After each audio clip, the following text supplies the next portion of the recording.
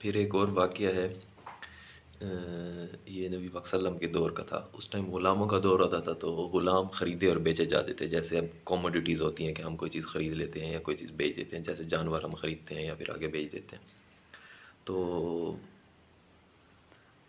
ایک غلام تھا، تو وہ اس کو ایک بندے نے خریدا بازار سے، وہ اس کو اپنے گھر لے گیا، تو اس کو مطلب کپڑے وغیرہ دیے، اس کو کھانا وغیرہ کھلایا، اس کی پراپر جیسے کیئر کر سکتا ہے ایک مالک ایک اپنے ملازم کی، تو وہ کرتا تھا۔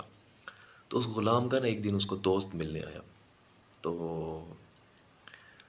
اس نے کہا کہ یار یہ تو کیسا ہے تمہارا مالک؟ اس نے کہا بس ٹھیک ہے یار، کھانا بھی مطلب دے دیتا ہے اور کپڑے بھی دے دیتا ہے اور مطلب ٹھیک ہے۔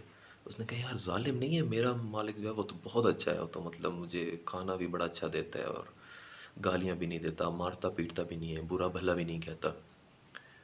تو اس نے کہا تم ایسا کرو، تم اس کو کہو کہ مجھے آزاد کر دو۔ تو اس ٹائم یہ ہوتا تھا کہ جو غلام اگر بولتا کہ مجھے آزاد کر دو، تو مالک اس کو جا کے بازار میں اس سے اسی قیمت پہ یا اس سے بہتر قیمت میں بیچ دیتا تھا کسی اور پہ۔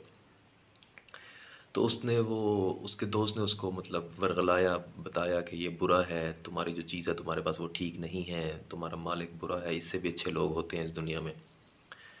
تو اس نے اپنے مالک کو جا کے کہہ دیا کہ جی مجھے آپ بیچ دیں، میں آپ کے ساتھ نہیں رہ سکتا۔ اس نے کہا ٹھیک ہے آپ کی مرضی۔ اس کو وہ لے گیا، کسی اور پہ بیچ دیا، دوسرے کے پاس گیا، دوسرے کے پاس گیا۔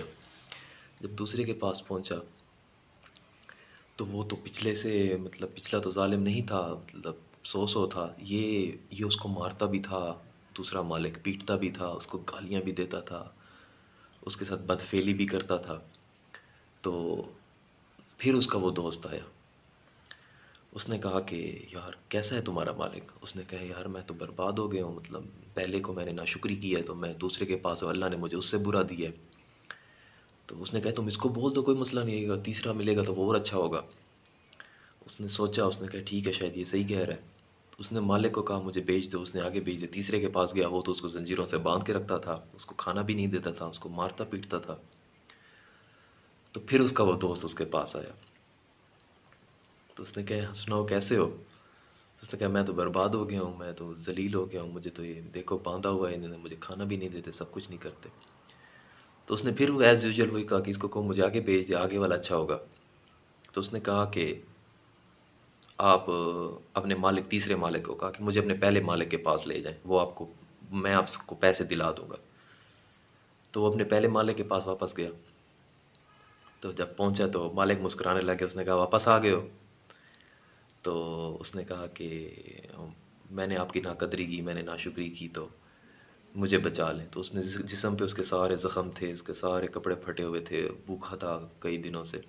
تو اس نے اس کے وہ تیسرا مالک جو تھا، پہلے مالک نے اس کو پیسے دیے اور اس کو خرید کے پھر آزاد کر دیا کہ اب تم مجھ سے تو چلے گئے تھے، لیکن اب تم اپنی ولنگنس سے گئے تھے، اب تم واپس اپنی ولنگنس سے آئے، تو اب میں یہ چاہتا ہوں کہ تم اپنی زندگی بہت بہتر گزارو۔